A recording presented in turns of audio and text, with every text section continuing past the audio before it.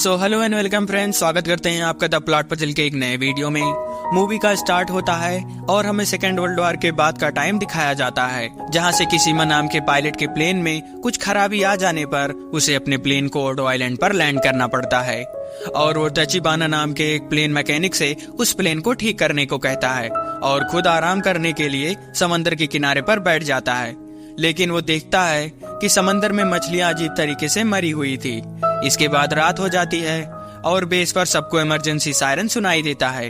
जब तक कोई कुछ समझ पाता तब तक गॉडजिला उन पर अटैक कर देता है और अपने पैरों से सबको कुचलना शुरू कर देता है। चारों तरफ अफरा तफरी मच जाती है। गॉडजिला एक एक करके सबको मारता जा रहा था। तब तचिबाना से किसीमा से कहता है कि उन्हें गॉडजिला को मारने के लिए एक पावरफुल गन चाहिए, जो किसी किसीमा के फाइटर प्लेन में लगी हुई थी। बाकी लोग बेस पर बने शेल्टर में छुप जाते हैं। सेकिसीमा छुपते हुए प्लेन तक आ जाता है, लेकिन गॉडजिला के भयानक रूप को देखकर वो वहीं पर सुन्न पड़ जाता है और शेल्टर के बाकी लोग डरते हुए गॉडजिला पर गोली चला देते हैं, जिससे गॉडजिला उन सबको मार देता है। गॉडजिला सेकिसीमा के प्लेन को भी तोड़ देता है, जिससे एक ब्लास्ट होता है और सेकिसीमा वहाँ पर बेहोश हो जाता है। जब उसकी आंखें खुलती हैं तो वो अपने सामने अपने सभी साथियों की लाशें देखता है। तब वहाँ पर तचिबाना आता है और वो इन सब की मौत का जिम्मेदार सेकिसीमा को ठहराता है। अगर सेकिसीमा सही समय पर गॉडजिला पर अटैक कर देता तो आज उनके सारे सिपाही जिंदा होते। इस बात से सेकिसीमा बहुत दुखी होता है और कुछ समय बाद सेकिसीमा को बाकी पायलट्स के साथ टोक्यो वापस भेज दिया जाता है। सेकिसीमा जब अपने घर वापस आता है तो वो देखता है कि बॉम्बिंग की वजह से उसका पूरा शहर तबाह हो गया है। सेकिसीमा को वहाँ उसकी पड़ोसी सुमी मिलती है। सुमी भी अपने बेटे के मौत का जिम्मेदार सेकिसीमा को ठहराती है। बॉम्बिंग की वजह से सेकिसीमा के माता पिता भी मारे गए थे। रात को सेकिसीमा अपने पेरेंट्स के आखिरी खतों को पढ़ता है और वो बहुत दुखी हो जाता है। अगले दिन सेकिसीमा खाने के लिए रुका होता है, लेकिन तभी एक लड़की भागती हुई आती है और वो एक बच्चे को सेकिसीमा को देकर वहाँ से भाग जाती है। कुछ देर बाद वो लड़की सेकिसीमा के पास वापस आती है और वो अपना नाम ओरी और उस छोटी बच्ची का नाम अकीको बताती है। वो सेकिसीमा को बताती है कि अकीको के माता पिता बॉम्बिंग की वजह से मारे गए, इसलिए वो उसका ध्यान रख रही है। इस बात को जानकर सेकिसीमा ओरी को अपने घर रुकने को बोलता है। अगले दिन सोमी सेकिसीमा से उस लड़की के बारे में पूछता है। तब सेकिसीमा उसे बताता है वो लोग बेघर हैं, इसीलिए सेकिसीमा ने उनकी मदद की है। अकीको हमेशा रोया करती थी तो सोमी उसे अपना दूध पिलाती है और ये तीनों एक फैमिली की तरह रहना शुरू कर देते हैं। लगभग 1 साल बीत जाते हैं और सेकिसीमा को गवर्नमेंट की तरफ से एक जॉब ऑफर किया जाता है, जिसमें उन्हें समंदर की माइंस को ढूंढना रहता है, जो कि सेकेंड वर्ल्ड वॉर के टाइम जापान और अमेरिका ने समंदर में लगाए थे। और इस जॉब को करने से मना करती है क्योंकि उसमें जान जाने का खतरा होता है। लेकिन सेकिसीमा को अकीको का ध्यान रखने के लिए पैसों की जरूरत थी, इसीलिए वो इस काम को करने के लिए तैयार हो जाता है। अगले दिन सेकिसीमा बोट पर जाता है तो उसे पता चलता है कि उन्हें अपने बचाव करने के लिए बहुत कम हथियार दिए गए हैं। बोट पर सेकिसीमा को डॉक्टर केंजी भी मिलते हैं, जो इस मिशन को लीड करेंगे। समंदर में उनको एक बॉम्ब मिलता है। तब उनका साथी उस पर गोलियां चलाता है, लेकिन उस गोली से उस बॉम्ब को कुछ नहीं होता। तब सेकिसीमा उस बॉम्ब को एक ही बार में ब्लास्ट कर देता है, जिसे देखकर डॉक्टर केंजी बहुत इम्प्रेस होते हैं। इसके बाद सेकिसीमा की आंखें एक बुरे सपने से खुलती हैं और वो ओरी को बताता है कि उसे ऐसे सपने अक्सर आया करते हैं। तब ओरी सेकिसीमा को अपना ध्यान रखने को कहती है। इधर अमेरिका एक आइलैंड पर न्यूक्लियर बॉम्ब टेस्ट करती है और ऐसे ही कुछ समय बीत जाता है और सेकिसीमा अपने लिए एक घर भी ले लेता है। एक दिन वो अपने पूरे टीम को खाने पर बुलाता है और वो सब आपस में अच्छा समय बिताते हैं। तब सेकिसीमा उन सबको बताता है कि उसके मॉम के मरने के बाद ओरी ने ही उसका ध्यान रखा है। तब उसके टीम वाले उससे कहते हैं कि उन दोनों को शादी कर लेना चाहिए। कुछ दिनों बाद ओरी सेकिसीमा से कहती है कि उसे टाउन में एक काम मिला है और वो भी अपने पैरों पर खड़ा होना चाहती है और सुनी अकीको का ध्यान रखेगी। सेकिसीमा ओरी की बात मान जाता है। इधर अमेरिका के न्यूक्लियर टेस्ट की वजह से गॉडजिला बहुत ज्यादा पावरफुल हो गया था। इधर सेकिसीमा और उसकी टीम को समंदर में एक बहुत बड़ा टूटा हुआ शिप मिलता है और उस शिप के आसपास बहुत सारी मछलियां मरी हुई थी। तब सेकिसीमा सबको बताता है कि जब भी गॉडजिला पानी से बाहर आता है तब रेडिएशन की वजह से ऐसी मछलियां मारी जाती हैं।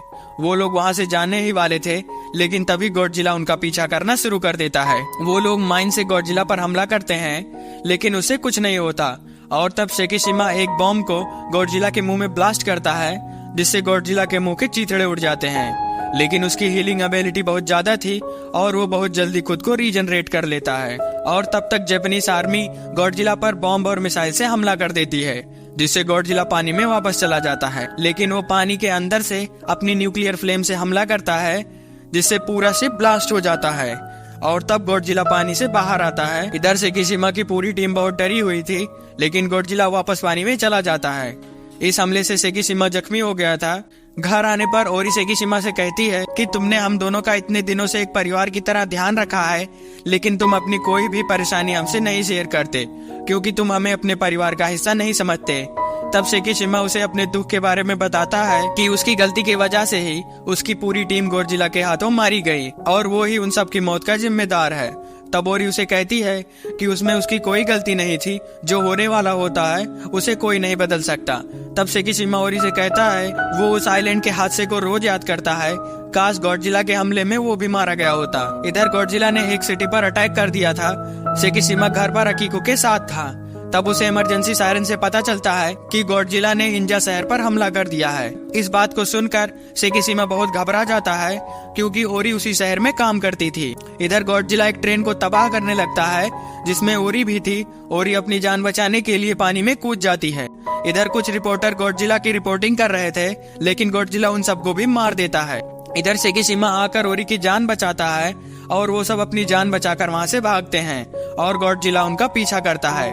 मिलिट्री भी गॉडजिला पर लगातार हमला करती है, जिससे गॉडजिला उन पर न्यूक्लियर फ्लेम से हमला करता है और सारी चीजें तबाह होने लगती है। गॉडजिला का हमला इतना ताकतवर था कि आसपास की सारी चीजें एकदम तबाह हो गई थी। ओरी ने सेकिशिमा को धक्का दे दिया था, जिससे उसकी जान बच गई। सेकिशिमा ओरी के मरने से बहुत दुखी होता है और वो गॉडजिला को जान से मारने की कसम खाता है। रात में सब लोग ओरी के लिए शोक सभा रखते हैं और सेकिशिमा अकीको को संभालता है। डॉक्टर केंची सेकिशिमा को बताते हैं कि गॉडजिला को मारने के लिए गवर्नमेंट ने उन्हें भी चुना है और तब गॉडजिला को मारने वाली पूरी टीम इकट्ठा होती है और तब जनरल होटैंग सबको डॉक्टर केंची के प्लान के बारे में बताते हैं कि वो लोग गॉडजिला को समंदर के सबसे गहरे जगह पर ले जाएंगे, जिससे वो उस गहराई का प्रेशर नहीं झेल पाएगा और मारा जाएगा। लेकिन तब एक और आदमी डॉक्टर से पूछता है कि अगर गॉडजिला उस प्रेशर को झेल सका तो तब डॉक्टर उन्हें बताते हैं कि वो उसी प्रेशर से गॉडजिला को बलून की हेल्प से ऊपर ले आएंगे, जिसकी वजह से फिर से प्रेशर चेंज होगा और गॉडजिला मारा जाएगा। और तब जनरल होटैंग सबसे कहते हैं कि गॉडजिला ने अब तक बहुत तबाही मचाई है और वो आगे भी तबाही मचाएगा, इसलिए उन्हें किसी भी तरह गॉडजिला को रोकना होगा और यही एक तरीका है जिससे गॉडजिला को रोका जा सके। इसके बाद केंची सेकिशिमा को बताता है कि उन्हें एक हथियारों से लैस प्लेन से गॉडजिला को समंदर की गहराई में लाना होगा। तब सेकिशिमा उन्हें ताचिबाना के बारे में बताता है और डॉक्टर केंची से कुछ समय मांगता है।